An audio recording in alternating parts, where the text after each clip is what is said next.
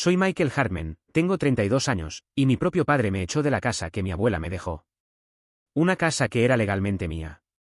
Antes de contarte cómo congelé su trato de 1.4 millones de dólares y recuperé todo lo que trataron de robar, déjame saber desde dónde me estás viendo en los comentarios abajo. Siempre es increíble ver qué tan lejos pueden llegar estas historias. Todo comenzó un martes, una tarde fría y gris de Portland. Estaba manejando a casa desde un viaje de negocios en Seattle, sintiéndome en la cima del mundo. Acababa de conseguir un cliente nuevo importante para mi empresa de comunicaciones. Una gran victoria que había estado meses en proceso. Recuerdo golpear el volante al ritmo de la música en la radio, pensando en llamar a mi mejor amiga, Lie, para planear una celebración. La vida se sentía bien. La vida se sentía estable. Doblé hacia Maple Drive, mi calle. Los grandes árboles estaban perdiendo sus últimas hojas de otoño, alfombrando la acera de dorado y marrón. Y ahí estaba, el número 17. La casa de mi abuela Ellen. Mi casa. No era solo ladrillo y mortero. Era un siglo de historia familiar. Un lugar donde había pasado cada verano, cada Navidad de mi infancia. La abuela Ellen me la había dejado, y solo a mí en su testamento. Era la última parte de ella que me quedaba. Me estacioné en la entrada, agarré mi maletín, y caminé por el sendero de piedra familiar. Metí mi llave en la cerradura. No giró. Qué extraño, pensé. Tal vez está atascada. Intenté de nuevo, moviéndola un poco. Nada. Mi ceño se frunció. Intenté la puerta trasera, la de la cocina. El mismo resultado. Una cerradura nueva y brillante de latón me devolvía la mirada. Una cerradura que nunca antes había visto. Una sensación fría, más fría que el aire otoñal, comenzó a subir por mi columna vertebral. Toqué, el sonido eco de manera antinatural. Grité. ¿Hola? ¿Hay alguien ahí? Solo el susurro de las hojas respondió. Saqué mi teléfono para llamar a mi papá. Mi mente estaba corriendo a través de explicaciones lógicas. Tal vez hubo un robo en el vecindario. Tal vez un técnico tuvo que cambiar las cerraduras para una reparación de emergencia y se olvidó de decirme. Mientras mi dedo flotaba sobre su nombre de contacto, mi teléfono vibró. Un mensaje de texto. De él. Mi corazón se aceleró mientras lo abría. El mensaje era corto, brutal y directo. No te molestes en llamar. Las cerraduras han sido cambiadas. Ya no vives ahí. Lo leí una vez, luego 2 veces. Las palabras nadaban ante mis ojos. El mundo parecía inclinarse sobre su eje. Mi propio padre. El aire fue sacado de mis pulmones. Me dejé caer en los escalones fríos, los escalones en los que me había sentado con mi abuela 1000 veces, y simplemente miré la pantalla. Ya no vives ahí. Ahora, avancemos 2 días. 2 días de infierno, de quedarme en el sofá de Lie como un zombi, de que mis llamadas fueran directo al buzón de voz, tanto las suyas como las de mi madre y mi hermano. Era un fantasma para mi propia familia. Estaba ahí sentado, tomando una taza de café que no quería, cuando mi teléfono vibró otra vez. Era un email de mi nueva abogada, Amber Doyle. Una mujer conocida por ser un tiburón. El asunto estaba en mayúsculas. Han actuado. Trato de $1.40 millones está congelado. Llámame ahora. Miré el email. Una sonrisa lenta y fría se extendió por mi cara por primera vez en 48 horas. Pensaron que me habían echado. Pensaron que habían ganado. No tenían idea de que no era solo un hijo al que podían empujar. Era un director de comunicaciones que se especializaba en manejo de crisis, y acababa de crear la crisis más grande de sus vidas. Habían comenzado una guerra, y yo estaba a punto de terminarla. Para entender cómo una familia llega a este punto, tienes que entender a mi abuela, Ellen Hartman. No era tu abuela típica. No solo horneaba galletas y tejía suéteres. Construía muebles. Pintaba lienzos extensos y abstractos. Podía debatir política con los mejores, y tenía una risa que podía llenar toda la casa. Esa casa en Maple Drive era su obra maestra, y la trataba como una entidad viviente. Una casa no es solo un lugar para vivir, Mickey, me decía. Es un lugar que vive contigo. Respira con los recuerdos que haces en ella. Ella y yo éramos tal para cual. Mientras mis padres, Dennis y Carol, siempre estaban enfocados en lo práctico, en el dinero, en las apariencias, la abuela Ellen me enseñó sobre las cosas que duran. Legado. Historia. Confianza. Mi hermano menor, Ryan, siempre estuvo más cerca de mis padres. Era el niño dorado, el que siguió su ejemplo, quien compartía su visión materialista del mundo. Yo era el niño de Ellen. Recuerdo un sábado por la tarde, tenía como 16 años, y la encontré en la oficina de registros del condado de todos los lugares. Había desplegado un plano masivo y crujiente sobre una mesa. Era el plano original de 1920 de la casa. «Mira esto», susurró, sus ojos brillando de emoción. «¿Ves esta pared? No era original, y había un montacargas aquí en la cocina. ¿Te imaginas? Pasamos todo el día trazando la historia de nuestra casa, no como una propiedad inmobiliaria, sino como una historia». Ella veía el alma en las cosas. Mi padre, cuando le conté sobre eso después, solo gruñó y dijo: «Espero que hayas revisado el valor de la propiedad mientras estabas ahí». Simplemente no lo entendía. Nunca lo hizo. Esa desconexión se hizo aún más clara en sus últimos años. Recuerdo que me mostró su nueva tableta, un aparato que mi papá había despreciado abiertamente. «Una mujer vieja como tú no necesita eso», había dicho durante una cena familiar. Pero Ellen estaba fascinada por la tecnología. La veía como una nueva forma de contar historias, de preservar recuerdos. «Mira, Mickey», dijo un día, sus ojos chispeando mientras me mostraba la pantalla. «He creado una cápsula del tiempo digital. Está en algo llamado la nube. ¿Te imaginas? Una caja de nuestros recuerdos flotando en el cielo». Me mostró carpetas de fotos viejas que había escaneado minuciosamente, cartas que había escrito, incluso algunas películas familiares viejas de 8 milímetros que había digitalizado. «Todo lo que realmente importa está aquí», me dijo, su voz volviéndose seria por un momento, seguro y protegido. «Incluso tiene 2 contraseñas, como una bóveda bancaria, para que nadie pueda entrar quien no deba». En ese momento, solo sonreí y asentí. Una cápsula del tiempo digital. Sonaba como algo de una película de ciencia ficción. No tenía idea de que esta cápsula del tiempo un día se convertiría en la cosa más importante de mi vida. No sabía que contenía la clave de todo mi futuro. Cuando la abuela Ellen falleció, se sintió como si el mundo perdiera su color. El funeral fue una neblina de trajes negros y condolencias murmuradas en silencio. Mis padres pusieron un gran espectáculo de dolor. Mi padre dio un elogio sobre su vida frugal y simple, que era su forma indirecta de decir que no gastaba suficiente dinero. Mi madre, Carol, se secaba los ojos con un pañuelo impecable, luciendo como la perfecta nuera enlutada. Yo solo me sentía entumecido, una versión vacía de mí mismo. El drama real comenzó una semana después, en la oficina del abogado para la lectura del testamento. La habitación era pequeña y sofocante, oliendo a papel viejo y barniz de muebles. Estábamos yo, mis padres, y Ryan, todos sentados en sillas rígidas e incómodas. El abogado, un hombre anciano y amable llamado señor Abernathy, quien había sido el confidente de mi abuela durante 40 años, se aclaró la garganta. Leyó algunos legados menores, algunas joyas para una prima, una donación a la biblioteca local. Mis padres asintieron, sus caras compuestas. Luego llegó a la casa, y respecto a la propiedad en 17 Maple Drive. Dijo, mirando por encima de sus anteojos directamente hacia mí: «Las instrucciones de Ellen son inequívocas. Ella deja la casa, y todo su contenido, únicamente a su nieto, Michael Harmon». Silencio. No era un silencio pacífico. Era el silencio pesado y comprimido de una bomba antes de que detone. Sentí que mi respiración se cortaba en mi garganta. No lo había esperado. Realmente no. Miré a mis padres. La cara de mi padre se estaba volviendo lentamente de un rojo profundo y manchado. Era el color que tomaba cuando perdía un trato o sentía que había sido públicamente irrespetado. Mi madre, Carol, no movió un músculo. Solo se puso rígida, su espalda recta como una vara, sus nudillos volviéndose blancos mientras agarraba las asas de su bolso caro. Era una quietud aterradora, como un depredador que acababa de ver a su presa escapar. La reacción de Ryan fue más sutil. Su respiración se volvió superficial, y comenzó a jugar con el puño de su camisa, negándose a encontrar la mirada de nadie. Ya se estaba desconectando. El señor Abernathy, aparentemente ajeno, continuó leyendo una nota personal que Ellen había dejado para mí. Sus palabras llenaron la habitación, una voz del más allá. Para Michael, había escrito: «Quien ve esta casa no por su valor, sino por su corazón. Confío en que seas su guardián. Confío en que protejas su alma. Esto es un ultraje». Mi padre finalmente explotó, su puño golpeando la mesa pulida, haciéndonos saltar a todos. Claramente no estaba en su sano juicio. Era una mujer vieja, frágil, fácilmente manipulada.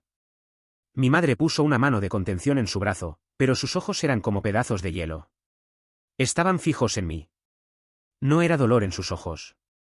Era furia fría y dura. Era la mirada de alguien cuya herencia, cuyo pago, acababa de ser arrebatado. El viaje a casa fue silencio mortal. El aire en el auto era tan espeso de resentimiento que apenas podía respirar. Intenté una vez. Papá. No tenía idea de que ella iba a no. Me cortó, sus ojos fijos en el camino. Solo no digas nada, Michael. Esa noche llamé a Lie. Tenía que hablar con alguien fuera del radio de explosión. Escuchó pacientemente mientras relaté toda la escena en su apartamento silencioso. «Guau, Mike, eso es intenso», dijo, pasándome una cerveza. Pero es lo que Ellen quería. Tienes que honrar eso. Lo sé, pero deberías haber visto sus caras, Lie. Era como si les hubiera robado personalmente. Dije, caminando por su sala. Y papá dijo que ella fue manipulada. Está sentando las bases para una pelea.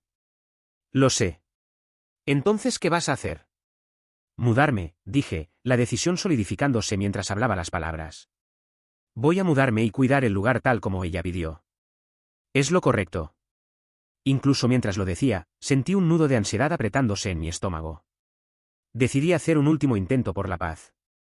Al día siguiente llamé a mis padres. Mi madre contestó. ¿Qué quieres, Michael? Preguntó, su voz cortante y fría. Mamá, solo quiero hablar de esto. No quiero pelear. ¿La casa? Significa mucho para mí, ¿sabes? No se trata del dinero. Oh, es muy fácil decir que no se trata del dinero cuando eres tú quien está obteniendo un activo de $1 millón gratis. Respondió bruscamente. Tu padre y yo estamos muy decepcionados de tu comportamiento. Aprovechándote de una mujer vieja y enferma. Estamos discutiendo nuestras opciones legales. No tengo nada más que decirte. La línea se cortó. Así que eso fue todo. Sin discusión. Sin compromiso.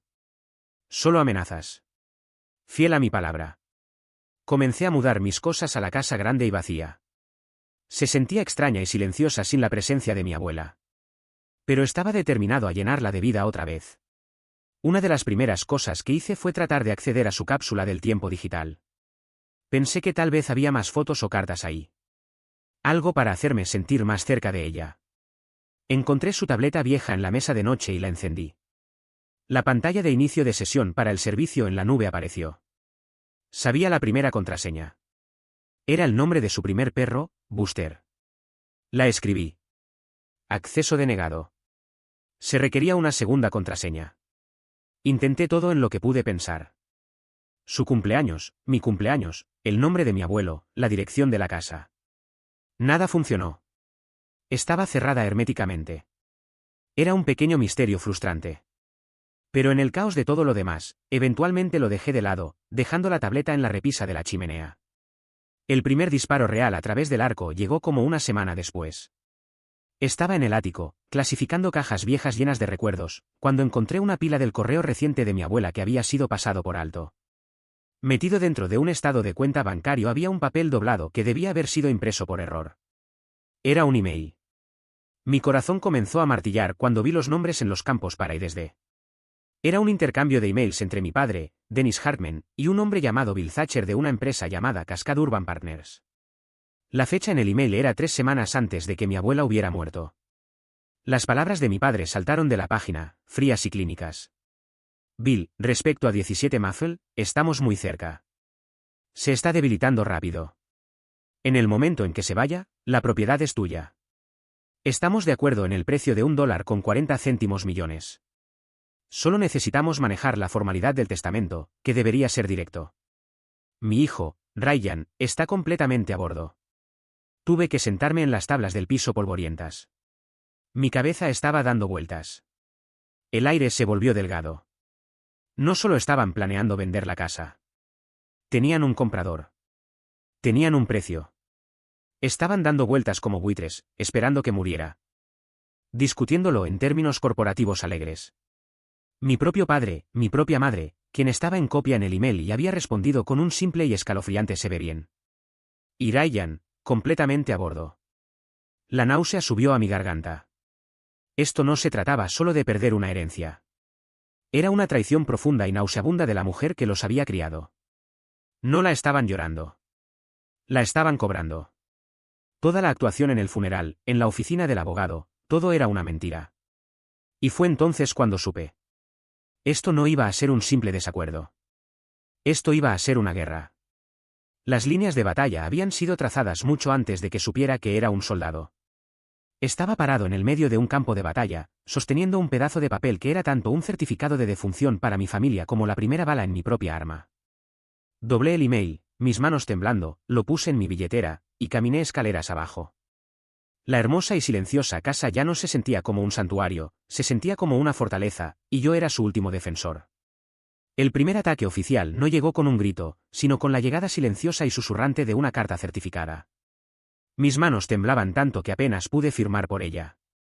Adentro, el lenguaje legalista denso se reducía a una verdad fea. Mis padres, Dennis y Carol Harmon, habían presentado una petición con el testamento. ¿Las bases?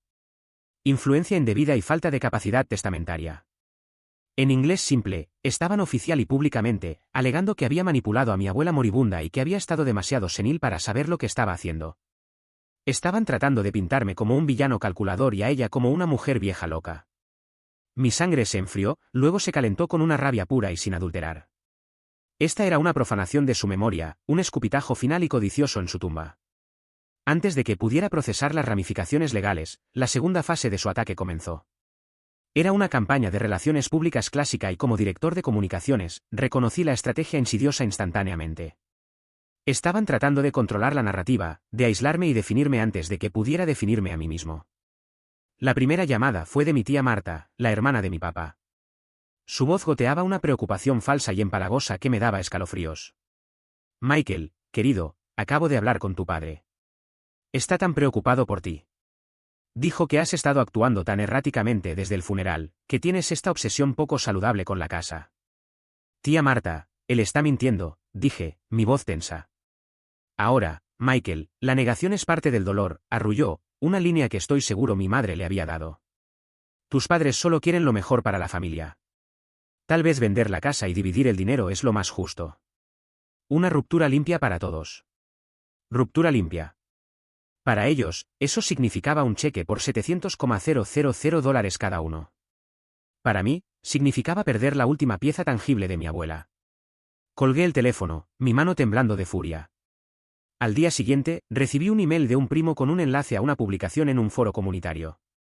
Una consulta velada y anónima sobre qué hacer cuando un pariente anciano es aprovechado. Los detalles eran lo suficientemente específicos. No solo me estaban peleando en corte. Estaban envenenando el pozo con el resto de la familia. Pintándome como inestable y codicioso. Era brillante. Era diabólico. La confrontación que había estado temiendo pasó unos días después. Mi padre apareció en la casa sin anunciarse. No tocó. Usó su llave vieja, la que aún no había tenido el corazón o la previsión de cambiar, y simplemente entró. Estaba en la cocina, cuidadosamente restaurando uno de los gabinetes de madera viejos, un proyecto que había planeado hacer con Ellen. Necesitamos hablar, dijo, su voz dura. Se paró en la entrada, bloqueando la luz de la tarde, una silueta de desaprobación. No hay nada de qué hablar, papá. Me estás demandando. Estoy tratando de arreglar un error, respondió, entrando al cuarto. Sus ojos barrieron el gabinete a medio terminar con desdén. Estás perdiendo tu tiempo con esta basura vieja. Esta casa es para demoler. Su valor está en el terreno, Michael. Algo que nunca has entendido. Trató de suavizar su tono, una táctica que usaba a menudo en los negocios. Mira, hijo, soy un pragmático. Esto no es personal. Se trata de asegurar la riqueza de la familia. Esa casa es un activo de más de $1 millón solo sentándose ahí, perdiendo valor. Es financieramente irresponsable dejar que se deteriore. La abuela amaba esta casa, este gabinete. Ella y yo íbamos a... Me cortó con un gesto impaciente de su mano. Tu abuela era una vieja tonta sentimental que no vivía en el mundo real. El mundo real se trata de activos, de seguridad, de tomar decisiones inteligentes para el futuro de tu familia. Un futuro que estás poniendo en peligro con esta fantasía infantil. Cada palabra era una bofetada. No solo me estaba insultando. Estaba insultando a ella, la mujer que le dio la vida, y lo estaba enmarcando como consejo práctico. La rabia que había estado suprimiendo hirvió hacia una certeza fría y dura. Sal, dije, mi voz peligrosamente silenciosa. ¿Qué me dijiste? Balbuceó, la máscara del pragmático cayéndose. Dije sal de mi casa. Me levanté. Mis puños se cerraron a mis lados, mis nudillos blancos. Antes de que llame a la policía y te haga remover por invasión de propiedad. Me miró por un largo momento, sus ojos llenos de una mezcla de shock y desprecio.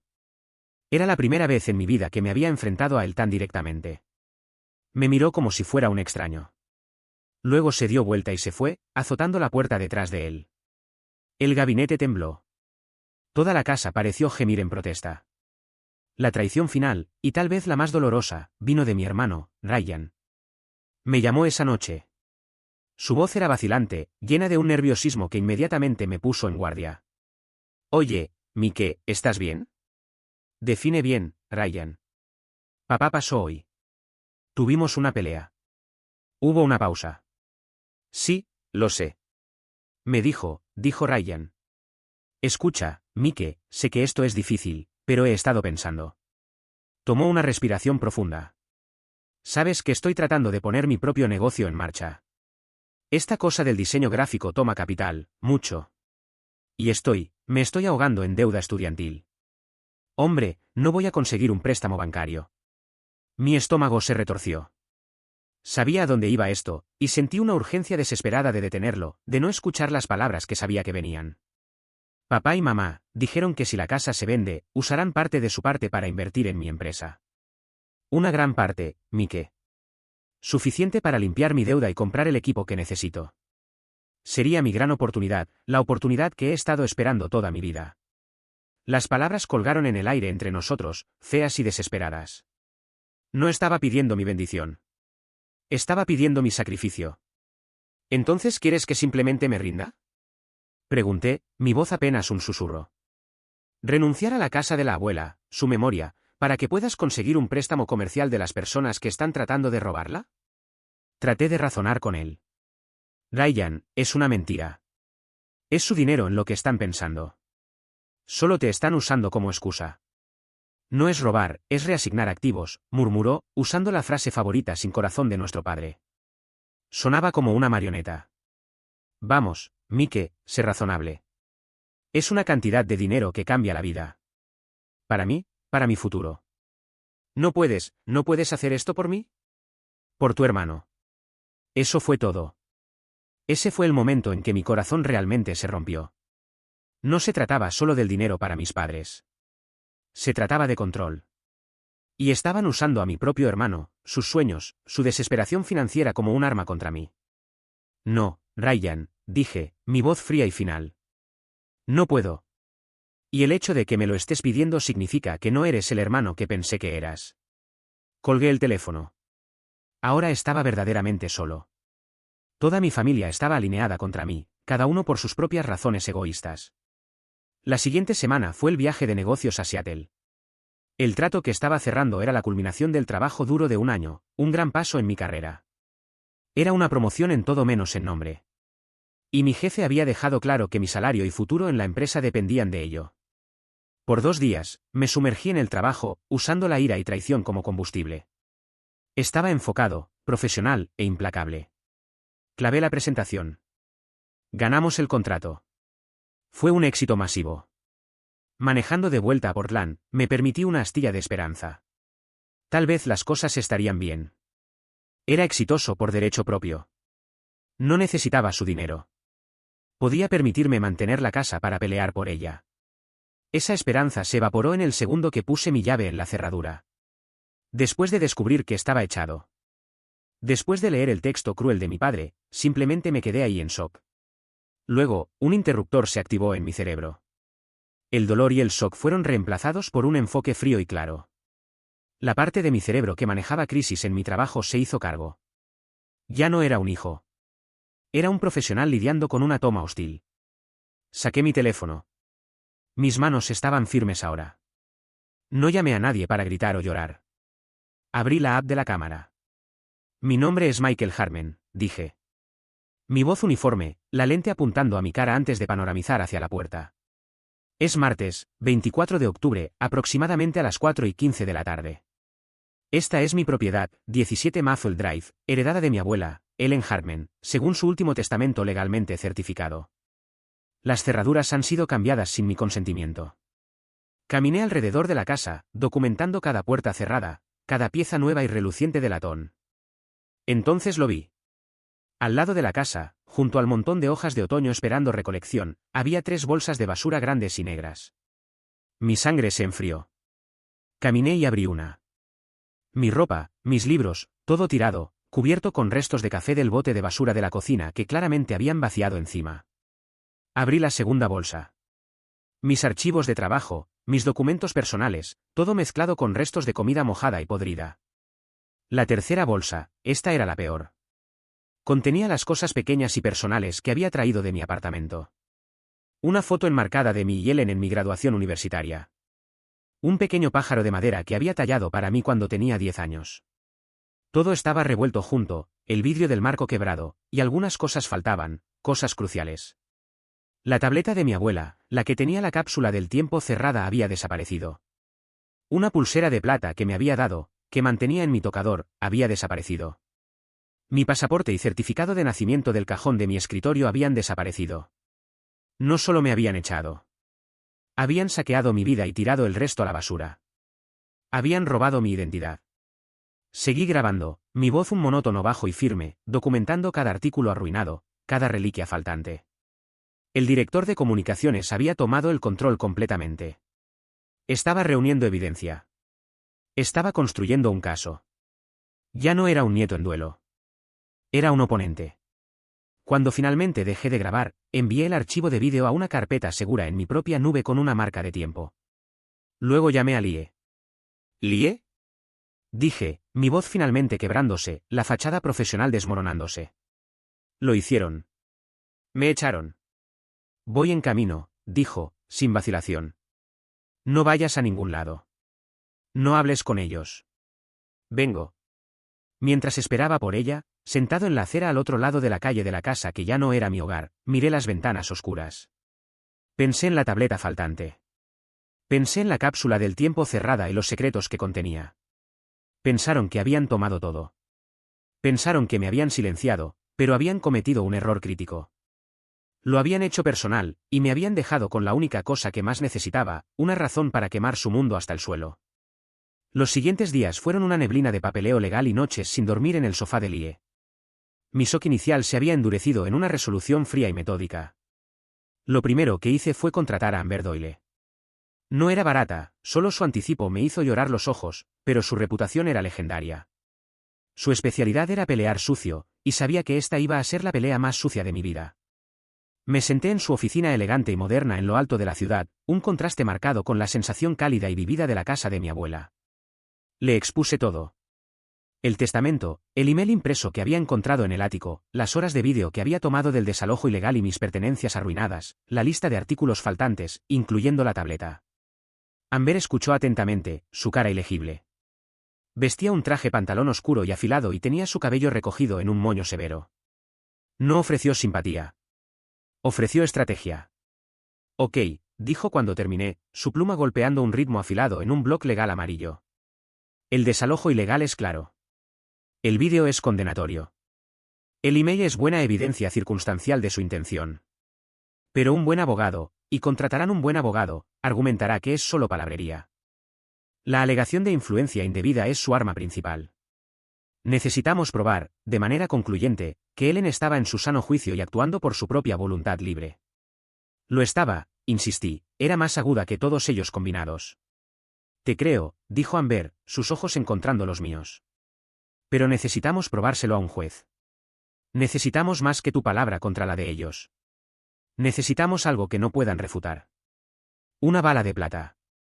Su cápsula del tiempo digital, dije, las palabras saliendo a borbotones. Tenía esta cosa de almacenamiento en línea. Dijo que tenía todo lo que importaba en ella. Pero está cerrada con 2 contraseñas. Solo sé la primera.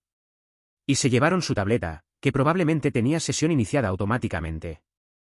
Los ojos de Amber se iluminaron con un destello de interés. Una cápsula del tiempo digital. Eso es bueno.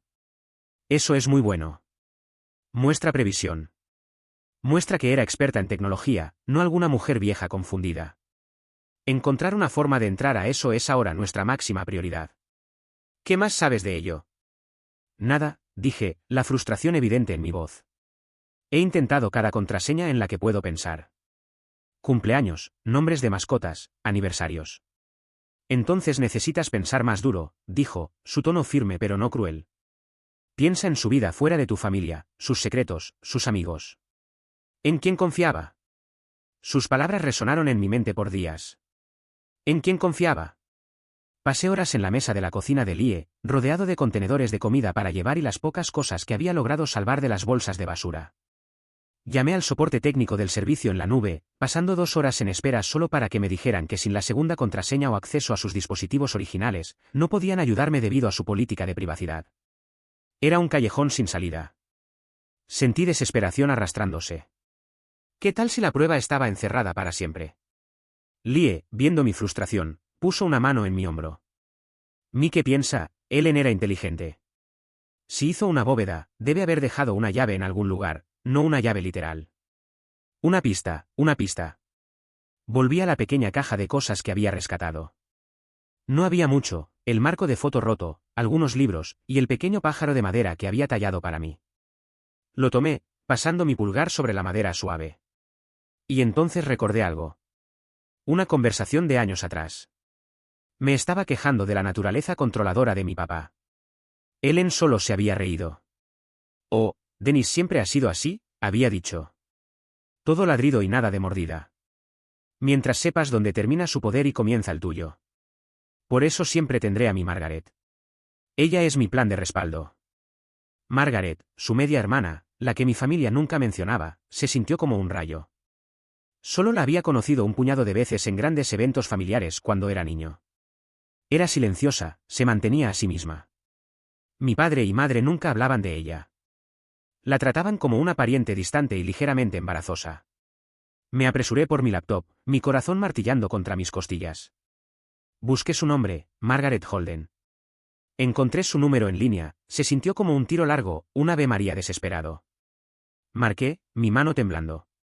Una voz de mujer mayor, cautelosa y desconfiada, contestó al tercer timbre. Hola, ¿es usted Margaret Holden? Pregunté, mi voz ronca. ¿Quién pregunta? Mi nombre es Michael Hartman. Ellen Hartman era mi abuela. El silencio del otro lado de la línea fue largo y pesado. Por un segundo pensé que había colgado. Michael, finalmente dijo, su voz suavizándose solo una fracción. Me preguntaba cuándo podrías llamar. Tu abuela me dijo que lo harías, si las cosas se ponían mal. Mi respiración se cortó. El alivio me lavó tan intensamente que mis rodillas se sintieron débiles. ¿Ella? ¿Ella habló contigo de esto? Ella me habló de todo, hijo. Especialmente sobre tu padre. Conozco a mi sobrino. He conocido su tendencia codiciosa desde que era un niño. Suspiró. Un sonido cansado. Ellen sabía que no dejaría ir esa casa sin pelea. Hizo un plan. Un plan de respaldo. Me dijo que esperara tu llamada. La cápsula del tiempo, dije. La cerró. No puedo entrar. Lo sé, dijo Margaret. Me dio la segunda llave. Dijo que era la única en quien Dennis nunca pensaría buscar. Siempre fue demasiado orgulloso para reconocer el lado de la familia de su madre. Nos veía como gente de campo. A la mañana siguiente, estaba en mi auto. Manejando 2 horas al este hacia el campo de Oregón. Ashwood era un pueblo pequeño, parpadea y te lo pierdes. Margaret vivía en una casa pequeña y ordenada con un jardín extenso y hermoso. Era mayor de lo que recordaba, con ojos amables que contenían un destello del mismo fuego travieso que solía ver en los de mi abuela. No ofreció cortesías vacías. Me pasó una taza de té fuerte y se sentó conmigo en su mesa de cocina. Me contó una historia sobre cuando Dennis tenía 20, cómo había tomado prestado dinero de los ahorros de su madre para comprar un auto llamativo y nunca lo devolvió. No es un mal hombre, Michael, dijo tristemente. Solo es débil, y el dinero es su debilidad. Finalmente, fue a una caja de madera cerrada en su repisa de chimenea y recuperó un pequeño pedazo de papel doblado. Me dijo que esto era de un poema que ambas amábamos como niñas, dijo Margaret, algo que nadie más jamás adivinaría. Desdoblé el papel. En él había una sola línea de texto, escrita en la cursiva familiar de mi abuela: el viento del oeste llora. No era solo una contraseña. Era un mensaje de mi abuela, una pieza final de su sabiduría, entregada por la única persona en quien sabía que podía confiar. Gracias, dije. Mi voz espesa de emoción. No tienes idea de lo que esto significa. Oh, creo que sí, dijo, palmeando mi mano.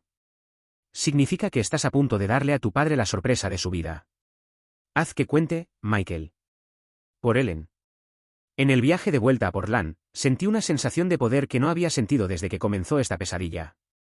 Ya no era una víctima. Estaba armado. Llamé a Amber Doyle desde el auto. Lo tengo, dije en el momento que contestó. Tengo la bala de plata. Casi pude escuchar su sonrisa a través del teléfono. ¿Bien? Muy bien. Ven a mi oficina. La caza terminó. Ahora la guerra comienza. La audiencia preliminar se celebró en una sala de corte estéril e impersonal que se sentía a 100 millas de la madera cálida y vidrio manchado de la casa de mi abuela. Me senté junto a Amber Doyle en una mesa larga, mi espalda recta, mis manos apretadas fuertemente en mi regazo. Al otro lado del cuarto en otra mesa se sentaron mis padres y mi hermano, Ryan. Estaban flanqueados por su abogado, un hombre cuya reputación lo precedía, Paul Ferris, conocido en círculos como el Martillo. Era caro, agresivo, y conocido por convertir casos civiles en baños de sangre. Mis padres no solo estaban peleando. Venían por tierra arrasada. Mi padre, Dennis, vestía su mejor traje, su cara puesta en una máscara de preocupación paternal solemne. Mi madre, Carol, se veía frágil, una imagen de maternidad afligida, ocasionalmente secándose un ojo seco con un pañuelo. Ryan solo miraba fijo hacia adelante, su cara pálida y tensa, luciendo como un niño que había vagado al medio de una zona de guerra. Era una clase magistral en relaciones públicas, una actuación digna de un Oscar. Ferris comenzó. Pintó una imagen de una familia amorosa y preocupada, profundamente preocupada por su madre anciana quien, en sus últimos días, había sido presa de un nieto manipulador. Habló de mi comportamiento errático desde su muerte, mi fijación poco saludable en la casa. Era bueno. Era muy, muy bueno. Torció mi amor por mi abuela en una obsesión siniestra, mi dolor en una estratagema calculada para ganancia financiera. Esta es una tragedia familiar, concluyó Ferris, su voz resonando con simpatía falsa. Todo lo que el señor y la señora Harmon quieren es honrar los verdaderos deseos de Ellen y asegurar que los activos de la familia sean manejados responsablemente, no malgastados por un nieto que claramente no está actuando racionalmente. Cuando fue el turno de Amber, se levantó lentamente. Era el completo opuesto de Ferris. Donde él era ruidoso y teatral, ella era silenciosa y precisa. Cada movimiento, cada palabra era deliberada. Su señoría, comenzó, su voz calmada y clara. Estamos de acuerdo en que esta es una tragedia familiar, pero la tragedia no es el dolor de mi cliente. La tragedia es la codicia profunda y documentada de sus padres. Amber no comenzó con emoción. Comenzó con hechos. Había creado una carpeta grande, una copia para el juez y para el abogado oponente.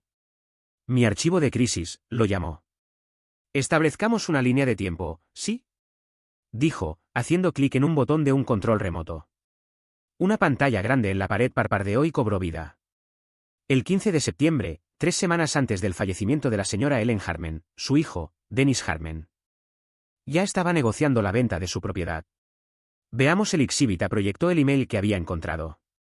Las palabras condenatorias llenaron la pantalla. Un murmullo bajo pasó por la sala de corte. La cara de mi padre se tensó, la máscara de preocupación deslizándose solo un poco. Ferris objetó, llamándolo especulación irrelevante. Pero el juez lo desestimó. Habla del motivo, señor Ferris. Desestimado. Gracias, su señoría, dijo Amber suavemente. Ahora pasemos al exhibit B, una declaración jurada del señor Larry Johnson, el vecino de al lado de la señora Harmon por 30 años. Testifica que vio hombres en trajes, representantes de Cascade Urban Partners, visitando la propiedad y consultando con el señor Dennis Harmon en la entrada en al menos 2 ocasiones antes de la muerte de Ellen. La red se estaba apretando. Amber luego interrogó a mi padre. Fue brutal. Señor Harmon, preguntó, ¿cambió o no cambió las cerraduras en la residencia legal de su hijo el 24 de octubre? Estábamos asegurando la propiedad, declaró mi padre, pegándose a su guión. Estábamos preocupados por el estado mental de Michael. ¿Preocupados?, hizo eco Amber. Es por eso que luego hizo que sus pertenencias personales, incluyendo documentos legales y reliquias familiares, fueran tiradas en bolsas de basura con comida podrida. Revisemos el Exhibit C. Reprodujo el vídeo que había tomado en mi teléfono. La sala de corte miró en silencio mientras la cámara panoramizó sobre las cerraduras nuevas, las pertenencias en la basura, el marco de foto quebrado. Mi madre se estremeció, por primera vez luciendo genuinamente incómoda. Y luego está esto, dijo Amber, su voz bajando. Proyectó el mensaje de texto manipulador en la pantalla. No te molestes en llamar. Ya no vives ahí. Eso suena como un padre preocupado, señor Hartman, o un desalojo ilegal. Ferris estaba de pie, objetando furiosamente, pero Amber era implacable. Estaba desmantelando su narrativa, ladrillo por ladrillo. Habían construido un castillo de naipes, y ella estaba sacando la fundación. Mi padre estaba comenzando a lucir sonrojado, su fachada calmada agrietándose bajo la presión. Mi madre estaba susurrando frenéticamente hacia él. Todo el caso del señor y la señora Hartman, dijo Amber, su voz firme, descansa en la alegación de que su madre no estaba en su sano juicio. Alegan que estaba confundida, incapaz de tomar sus propias decisiones. Hizo una pausa, dejando que la declaración colgara en el aire. Alegan que necesitaba su protección, su guía. Luego se volvió hacia el juez. Su señoría, en este momento, me gustaría presentar una pieza final de evidencia. Evidencia a la que mi cliente solo recientemente pudo acceder, gracias a una llave proporcionada por su tía abuela. De un servicio de almacenamiento digital seguro, su abuela acertadamente nombró su cápsula del tiempo. Un técnico conectó un sistema de altavoces. Amber miró directamente a mis padres. Sus caras habían pasado de rojas de ira a pálidas con horror que amanecía. Sabían lo que venía. Esta grabación fue hecha por Ellen Hartman una semana antes de que falleciera. Amber anunció a la sala de corte silenciosa. Primero, la voz de mi abuela llenó el cuarto. Era débil, sí, pero era clara, lúcida, y llena de su fuego usual. Estoy grabando esto el 2 de octubre, dijo. Mi nombre es Ellen Hartman, y estoy perfectamente cuerda y en mi sano juicio, sin importar lo que mi hijo y su esposa puedan tratar de decirle a la gente después de que me haya ido. He revisado mi testamento con mi abogado, y refleja mis deseos finales. La casa en Mayfield es para Michael. Es solo para Michael. Él es el único que siempre entendió su corazón. Esta es mi decisión, solo mía. La sala de corte estaba en silencio mortal. Podrías haber escuchado caer un alfiler. Luego, una nueva voz entró en la grabación. La de mi padre. Era un tono quejumbroso e insistente que conocía muy bien. Mamá, sé razonable, suplicó su voz grabada. $1 millón, tal vez más. Piensa en lo que podríamos hacer con eso. Piensa en lo que podría hacer por el futuro de Ryan. Tiene tanta deuda. Luego, la voz de mi madre, afilada y sacarina. Ellen, el mantenimiento es demasiado para Michael. No necesita esta carga. Vender es lo responsable. Es lo mejor para la familia. De vuelta a mi abuela, su voz cansada pero resuelta. Salgan. Ambos. No me van a intimidar en mi propia casa. No van a hablar por mí. La decisión está tomada. La grabación terminó. El silencio que siguió fue ensordecedor. Amber lo dejó extenderse. Una manta espesa y pesada de vergüenza asentándose sobre la mesa de mis padres. Mi padre estaba mirando al piso. Su cara cenicienta, una gota de sudor trazando una línea por su sien. Mi madre lucía como si hubiera visto un fantasma. El fantasma de la mujer que había traicionado, sus propias palabras condenándola. Ryan estaba llorando abiertamente, su cara enterrada en sus manos. Ferris, el martillo, lucía completamente derrotado. Se hundió de vuelta en su silla, sus hombros encorvados. Su cliente había sido atrapado, con las manos en la masa, en una mentira de su propia creación. Amber Doyle dejó que el silencio hiciera su trabajo por completos 10 segundos antes de que hablara otra vez, su voz cortando la tensión como un cuchillo. Su señoría, dijo, su voz resonando con triunfo silencioso. A la luz de esta evidencia, que prueba una campaña clara y premeditada de coerción y acoso contra una mujer anciana, seguida por un desalojo ilegal y calumnia contra su heredero elegido, estamos presentando una moción inmediata. Pedimos a la Corte que emita una orden judicial para congelar cualquier y toda venta potencial o transacciones relacionadas con la propiedad en 17 Mayfield Drive, pendiente el desecho final de esta demanda frívola y maliciosa. El juez miró hacia abajo a mis padres, sus ojos fríos con desprecio. Miró la evidencia, sus caras desmoronándose, su hijo llorando. Tomó su martillo. Moción concedida. El sonido del martillo resonó en la sala de corte silenciosa. Era el sonido de una puerta cerrándose, el sonido de una guerra terminada, el sonido de justicia. El trato de $1 con 40 céntimos millones estaba muerto, y la casa de mi abuela finalmente estaba verdaderamente segura. Ganar en corte se sintió como una oleada de adrenalina, un momento de victoria pura y justa. Pero las consecuencias se sintieron como caminar a través de las ruinas frías y grises de un campo de batalla. La orden del juez fue rápida y absoluta. Me concedieron acceso inmediato y exclusivo a la propiedad. Un diputado del sheriff fue asignado para escoltarme a la casa para asegurar una transferencia pacífica. El término transferencia pacífica resultó ser una ironía amarga. Mis padres habían recibido una ventana de 24 horas por la corte para recuperar lo que alegaban eran sus pertenencias personales restantes. Era un procedimiento estándar. Esperaba que tomaran algunas cosas que podrían haber dejado atrás a través de los años, una lámpara vieja, tal vez algunos libros. Lo que no esperaba era la malicia pura y calculada de lo que hicieron en esas 24 horas. Cuando el cerrajero terminó de cambiar las cerraduras por segunda vez, esta vez con llaves que solo yo poseía, y el diputado me dio el visto bueno, entré. El olor me golpeó primero. Leche agria. Habían vaciado un cartón completo de leche por el desagüe del fregadero de la cocina, donde se dejó cuajar y pudrirse en las tuberías. Era un acto mezquino y juvenil, pero era solo el principio, una declaración de su despecho. Caminé por los cuartos, mi corazón hundiéndose con cada paso. Esto no era solo negligencia. Era un ataque quirúrgico. En la sala, un rasguño largo y profundo corría a lo largo de la mesa de caoba preciada de mi abuela, claramente hecho arrastrando una llave o un destornillador a través de su superficie pulida. Las cortinas pesadas de terciopelo en el estudio habían sido bajadas, una de ellas rota de sus anillos. La cocina era peor. Habían dejado la puerta del congelador completamente abierta, un charco de agua turbia y descongelada extendiéndose por el piso de madera dura, causando que se combara. Se habían tomado el tiempo de desengoznar varias puertas de gabinetes, dejándolas colgando torcidas como dientes rotos. Era una campaña deliberada y metódica de destrucción, diseñada para causar tanto daño e inconvenientes como fuera posible sin parecer vandalismo abierto. Cada acto era un grito silencioso de su rabia y humillación. El descubrimiento más doloroso fue en mi viejo dormitorio, el cuarto en el que me había quedado de niño. Habían tomado unas tijeras a los pocos trajes que mantenía ahí para el trabajo, dejándolos en cintas desgarradas en el closet. Mi trabajo, la parte de mi vida que había construido para mí mismo, lejos de ellos. Era tan personal, tan lleno de odio. No solo habían perdido una demanda. Habían perdido sus mentes, su decencia, cada fragmento de cualquier amor paternal que podrían haber tenido por mí alguna vez. El diputado del sheriff. Un hombre fornido con una cara amable y cansada, solo movió su cabeza lentamente mientras caminaba conmigo. He visto mucha mala sangre después de una batalla de custodia o un divorcio desordenado, dijo, su voz un rumor bajo. Pero esto es algo más. Esto es personal.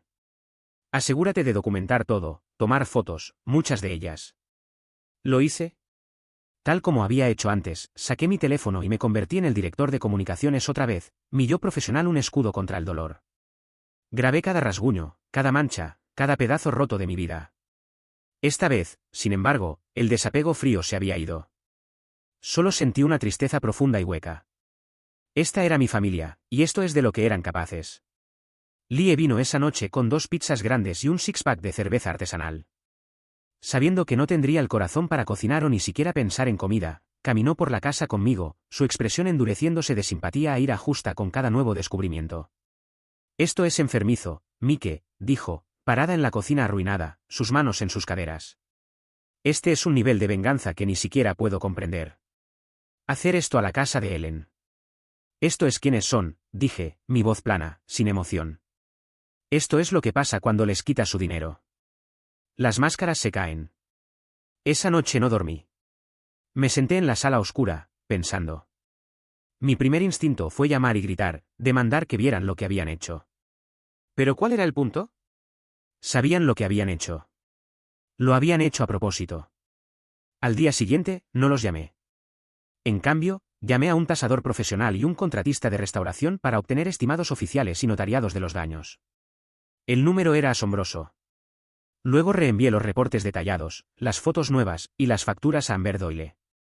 No se van a salir con la suya, le dije, mi voz dura como acero. No esta vez. 2 días después, un servidor de procesos caminó por el césped perfectamente cuidado de la casa suburbana inmaculada de mis padres y le entregó a mi padre un sobre nuevo. No era una carta de un hijo decepcionado. Era una nueva demanda civil, separada del caso de herencia, por la cantidad exacta de los daños, más honorarios punitivos por destrucción maliciosa de propiedad. Mi teléfono sonó menos de 1 hora después. Era mi madre. Su voz era estridente, histérica. Michael, ¿cómo pudiste? ¿Después de todo lo que hemos pasado? ¿Otra demanda? ¿Estás tratando de arruinarnos? Esta es tu familia. La dejé gritar. La dejé llorar sus lágrimas de cocodrilo. La dejé pintarse como la víctima una última vez. Cuando finalmente hizo una pausa para tomar aliento, hablé, mi voz tan calmada y fría como había estado la sala de corte. Pareces tenerme confundido con alguien a quien todavía le importa lo que piensas, Carol, dije. Era la primera vez que la había llamado por su nombre de pila, y el sonido de ello colgó en el aire como una bofetada. Tuviste tu oportunidad de ser una madre. Tuviste tu oportunidad de ser un ser humano decente. Fallaste en ambos puntos. De ahora en adelante, no volverás a llamar a este número. Toda y cualquier comunicación irá a través de nuestros abogados. ¿Está entendido? Hubo un silencio estupefacto y balbuceante del otro lado.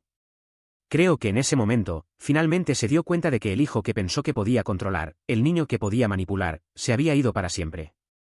En su lugar había un hombre que no conocía, un hombre que ahora jugaba por un nuevo conjunto de reglas, las reglas de ella, las basadas en dinero y consecuencias. Adiós, Carol, dije, y colgué el teléfono. Me paré ahí en la casa silenciosa y dañada. La guerra había terminado, pero la limpieza apenas había comenzado. Había ganado la batalla legal, pero había perdido una familia. Y mientras miraba las ruinas a mi alrededor, me di cuenta de que tal vez no los había perdido en absoluto. Tal vez finalmente los había visto por quienes habían sido todo el tiempo. Y de una manera extraña y dolorosa, esa era su propia clase de victoria. Era la verdad. Y la verdad, por más fea que sea, te libera. Los siguientes 6 meses fueron una neblina de polvo de construcción, el olor de pintura fresca, y el proceso lento y firme de sanación, tanto para la casa como para mí. La demanda por daños se resolvió fuera de corte. Mis padres, enfrentando una montaña de evidencia innegable y la amenaza de otra audiencia pública humillante, no tuvieron más opción que escribir un cheque muy grande. No se trataba del dinero para mí. Se trataba del principio. Era el costo de su odio cuantificado en un balance. Con la ayuda de Lie y algunos buenos amigos que me habían apoyado a través de toda la experiencia, no solo reparé la casa. La resucité. Lijamos la mesa de caoba rasguñada hasta que brilló otra vez. Parcheamos las paredes, reemplazamos la plomería arruinada, y colgamos cortinas nuevas. Pero mientras trabajábamos, quitando lo viejo y trayendo lo nuevo, una idea comenzó a formarse en mi mente. Mi trabajo era en comunicaciones, en ayudar a personas y organizaciones pequeñas a contar sus historias y pelear por sus causas. Vi de primera mano cómo las personas con causas justas a menudo carecían de la voz o la plataforma para ser escuchadas. Mi abuela me había dejado esta casa para ser su guardián. ¿Qué tal si ser su guardián significaba más que solo vivir en ella y proteger su pasado? ¿Qué tal si significaba convertirla en un recurso para el futuro? Decidí transformar toda la planta baja, la sala, el comedor, el estudio, en un espacio de coworking y taller. Lo llamé el Hub Harmen, un espacio para voces comunitarias.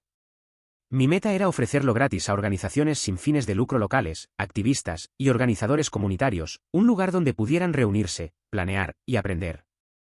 Dirigiría talleres gratuitos los fines de semana, enseñándoles los básicos de relaciones públicas, redes sociales, y cómo hacer que su mensaje saliera, todas las habilidades que usaba en mi vida profesional.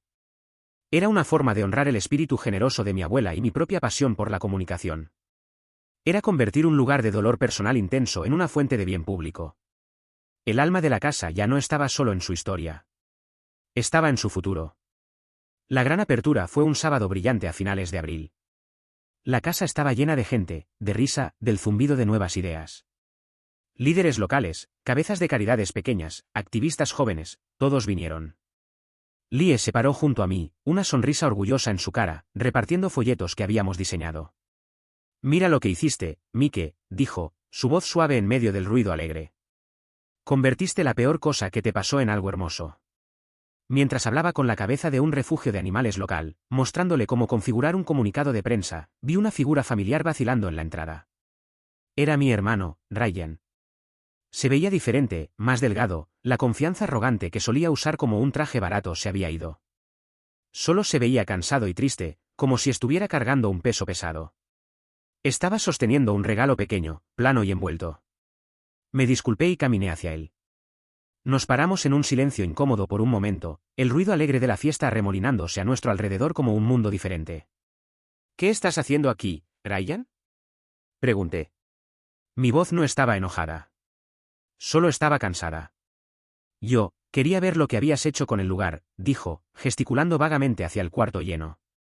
Es increíble. Extendió el regalo. Esto es para ti, para la casa. Lo desenvolví. Era una foto enmarcada, no de mí o de nuestra familia. Era una foto hermosa y cándida de la abuela Ellen, tomada años atrás, sentada en el columpio del porche, riéndose, su cabeza echada hacia atrás en pura alegría. Era una foto que nunca había visto antes. La encontré en un álbum viejo en su casa, dijo. Pensé que debería estar aquí. Gracias, dije, y lo decía en serio. Mike, yo, comenzó, su voz quebrándose. Lo siento mucho. Lo que hice, lo que te pedí, estaba mal. Fui egoísta y fui un cobarde. Dejé que papá, me convenciera de que el dinero era más importante que, bueno, que tú, que la familia. Tomó una respiración temblorosa. ¿Valió la pena? No. Me ha costado todo. Mi relación contigo, mi propio autorrespeto. Me miro en el espejo y odio a la persona que veo. Lo miré, a mi hermano pequeño, y por primera vez, no vi un enemigo. Vi una persona débil que había tomado una decisión terrible y ahora estaba viviendo con las consecuencias. Alcanzó en su chaqueta y sacó dos cosas más, un documento doblado y un cheque personal. Este es un affidavit jurado, dijo, sus manos temblando mientras me lo entregaba. Lo hice notarizar la semana pasada. Detalla cada conversación de la que fui parte, donde papá y mamá hablaron sobre presionar a la abuela, sobre sus planes para la venta, sobre esconder activos. Yo, tuve demasiado miedo de presentarme en corte. Es el mayor arrepentimiento de mi vida. Pero al menos puedo darte esto, la verdad, en papel. Luego me entregó el cheque. Era por $5,000. No es mucho, dijo, mirando al piso. Pero es todo lo que tengo en ahorros, para las reparaciones. Sé que ellos pagaron por ello, pero esto es de mí. Necesito hacer esto. Esto era más que una disculpa. Era un acto de penitencia, un esfuerzo tangible y costoso para enmendar. Era la primera cosa verdaderamente honorable que lo había visto hacer en años. Tomé el affidavit y el cheque. ¿Por qué ahora, Ryan? Pregunté silenciosamente, porque vi lo que le hicieron a la casa. Después, cuando fui ahí, vi el odio que habían dejado atrás. Y me di cuenta de que no se trataba de asegurar mi futuro. Se trataba de castigarte. Y yo fui parte de eso. No puedo vivir con eso más. Asentí lentamente. Gracias, Ryan. Dije, esto significa algo. Lo miré a los ojos. No arregla todo. ¿Sabes eso, verdad? Asintió, lágrimas brotando en sus ojos. Lo sé. Pero es un comienzo. Terminé. Pero vamos a necesitar mucho tiempo. No lo invité a quedarse. Era demasiado pronto para eso. Pero mientras se daba vuelta y se iba, sentí un destello de algo que no era ira. Tampoco era perdón todavía. Era una semilla pequeña y frágil de esperanza. Volví a la fiesta, a mi nueva vida. Mi relación con mis padres permaneció inexistente, reducida a la formalidad fría de abogados y la ocasional tarjeta de cumpleaños estéril sin mensaje personal. Pero mi mundo también había crecido. Hablaba con mi tía abuela Margaret cada domingo. Me contaría historias sobre la juventud aventurera de mi abuela, pintando una imagen de una mujer aún más vibrante y rebelde de la que había conocido. Mi vida era más pequeña en algunas formas pero mucho más grande y rica en otras. Estaba construyendo una nueva familia, una familia elegida construida no en sangre sino en confianza. La misma cosa que mi abuela valoraba más. Ha pasado un año desde el día que fui echado de mi propia casa. El Hub Hartman está prosperando. La casa que una vez fue un campo de batalla ahora está llena de propósito, con los sonidos de planificación, debate y progreso. Es un lugar donde las personas que están peleando sus propias batallas pueden venir a encontrar su voz. Y he descubierto una pasión por enseñar que nunca supe que tenía. Esta noche la casa está silenciosa. El último taller acaba de terminar. Estoy parado solo en el cuarto principal que solía ser la sala formal. Las luces están tenues y el olor de café perdura en el aire. En la pared principal, donde un paisaje viejo y rígido solía colgar, está la foto enmarcada de mi abuela que Ryan me dio. Es la pieza central de todo el espacio, la primera cosa que la gente ve cuando entra. Debajo de ella, he puesto una placa pequeña de latón. No tiene su nombre o fechas. Solo tiene una inscripción simple. Una cita que escribí yo mismo después de meses de reflexión. Dice, algunas casas no están construidas de ladrillos, sino de confianza. A menudo me encuentro parado aquí después de que todos se han ido a casa, solo mirando su cara. Su risa alegre y desafiante parece hacer eco en los pasillos silenciosos. La casa ya no es solo un recuerdo de ella. Es una continuación de su espíritu. Es un legado viviente y respirante. Esta noche estoy pensando en el taller que acabo de dirigir. Era para un grupo de residentes de un vecindario de bajos ingresos peleando contra un desarrollador grande que estaba tratando de echarlos. Una historia que sonaba demasiado familiar. Les enseñé cómo organizarse, cómo hablar con la prensa, cómo construir una narrativa que un consejo de la ciudad no pudiera ignorar. Les di las herramientas que había usado para salvarme a mí mismo. Una mujer joven llamada María se me acercó después. Gracias, dijo, sus ojos brillando con una determinación nueva. Antes de esta noche, nos sentíamos indefensos. Ahora sentimos que tenemos una oportunidad. Mientras los veía irse, energizados y llenos de esperanza, sentí una sensación de paz que ninguna victoria de corte o acuerdo financiero jamás podría proporcionar. La rabia que había cargado por tanto tiempo se había desvanecido. El dolor todavía está ahí, una cicatriz tenue en mi alma, pero ya no me define. Se ha transformado en algo más. Combustible. Propósito. Miro hacia la foto de mi abuela. Tenías razón, abuela. Susurro en la tranquilidad de la casa. Nunca se trató del valor. Siempre se trató del corazón. Pienso en el camino que me llevó aquí. La traición, la pelea, la verdad fea. No se lo desearía a nadie, pero no cambiaría el hombre en que me he convertido por ello. Aprendí que la familia no siempre se trata de sangre. Se trata de quien aparece cuando estás en tu punto más bajo. Se trata de quien te dice la verdad, quien te respalda, y quien te recuerda quién eres cuando lo has olvidado. Aprendí que las heridas más profundas a veces pueden llevar a las fortalezas más grandes, y que la mejor forma de honrar un legado no es solo preservarlo, sino construir sobre él, convertirlo en algo que sirve a otros, convertir tu propia historia en una luz para el camino de alguien más. Apago las luces, dejando solo una lámpara pequeña encendida junto a su fotografía. Mientras salgo y cierro la puerta, mi puerta con mi llave, no me siento solo. Siento que estoy exactamente donde se supone que debo estar. Gracias a todos por escuchar mi historia. Espero que haya resonado contigo de alguna manera. ¿Has estado alguna vez en una situación donde tuviste que pelear por lo que era legalmente tuyo, especialmente contra personas en las que se suponía que debías confiar?